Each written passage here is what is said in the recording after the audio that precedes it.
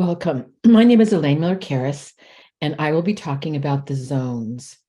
The resilience zone, also known as the OK zone, and the low and high zones. So the resilience zone, it's also sometimes called the zone of well-being. And for children, we call it the OK zone. Every person has a zone of well-being. And when you're in the resilient zone, you can think clearly, you can handle feelings better, and manage the sensations inside your body. There are a variety of emotions that you can experience while you're in the resilient zone, including happiness, sadness, anger. These emotions are naturally human. And when we're in our resilient zone, you can manage the emotions from the best part of yourself. As one little boy once told me, told one of our trainers as well, he goes, "You mean I can be okay sad or okay mad and be okay?" And the answer is yes. When you are in that resilient zone, there is a natural rhythm or flow within the nervous system. And just like there is in nature, there's seasons, there's a rising and setting of the sun, there's the cycles of the moon and the ocean. There's also rhythms and cycles within our own body and with our lived experience. So the other thing I think that's important, sometimes when people think, oh, I'm in my resilient zone, that just means I'm in a happy place. Well, it can be happy, but you also can be sad and even a little bit of annoyed or even angry, but you can manage those sensations and the feelings that you're having and the thought processes and not causing harm to yourself or others when you're feeling stronger emotions. But let's talk about when there are stressful or traumatic events, or what we call reminders or triggers of stressful and traumatic events. And the natural rhythm of the nervous system can get thrown off. And because when these things remind us sometimes of past experiences that we've had, we can get what's called stuck in the high zone. It's very normal to go into the high zone, but to get stuck there is when it's problematic.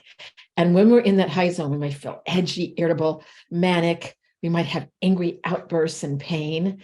And again, this can happen to any one of us. But if it stays for too long, it can really get in the way of us living our life.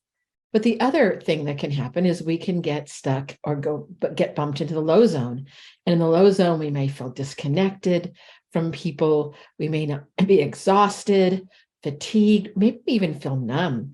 We just don't feel like the best part of ourselves. Some people even have a hard time getting out of bed when they're in that low zone state. So the other thing that's important to know is some people fluctuate and go between the two. They can feel like there's someone on a roller coaster when we go back and forth between the low and the high zones. And there's a couple of things to remember about all these three zones is they simply exist. And when we become aware of what bumps us out of our resilient zone, this awareness can help us manage our thoughts and feelings in a more adaptive and flexible way, and also with greater compassion for others and greater self-understanding. One of the goals is understanding the zones is to help people identify those sensations and feelings and thoughts connected to being within the resilient zone and the high and low zones. And when we can do that, we can then learn skills to strengthen being in that zone of well-being. And it's important to know that, what are these reminders? They're multisensory triggers or cues, and they can be almost anything. And they're really individualized depending on a person's lived experience. So there might be a smell of something traumatic that's happened or something that we see. It can be a sound, a touch, a body position. And that reminder is often outside of our conscious awareness. And all of a sudden, we get bumped into this higher low zone. The why this happens is also important. These reminders are designed to keep us safe. They're designed to alert us to potential danger and to aid in our protection. And because these are, set off by experience, it's really hard to know what some of them may be. But let me give you an example. So let's say someone has been abused, and maybe that every time they smell the cologne of the person who abused them, all of a sudden they get jittery, they get into their high zone, and they want to flee and they want to leave wherever they are. They may not understand why that's happening, but it's our nervous system working for our protection. It's also important to know that the resilient zone is not a static state.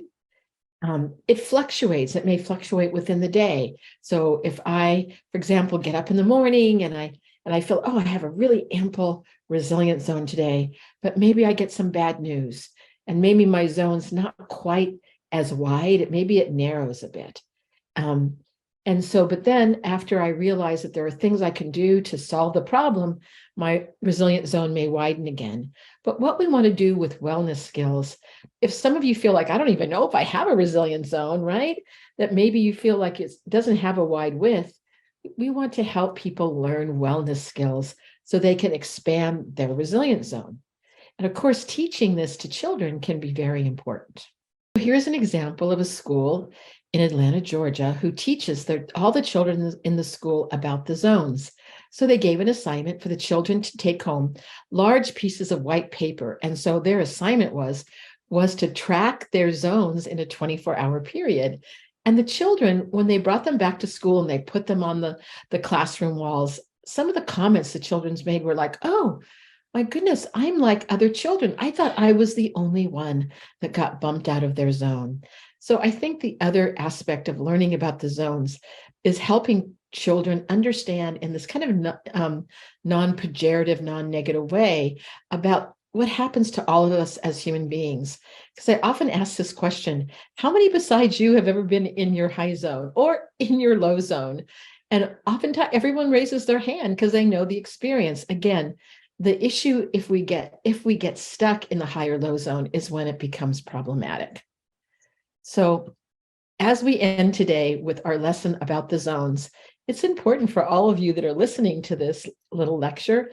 What zone are you in? Are you in your high zone, your low zone? Are you in your resilient okay zone? If you're not in your resilient zone, are there some things that you can do that might help you get back into that zone? And I encourage you to do it today as you continue the rest of your day today. I've created the slides, and this also shows you an image of my book, Building Resilience to Trauma.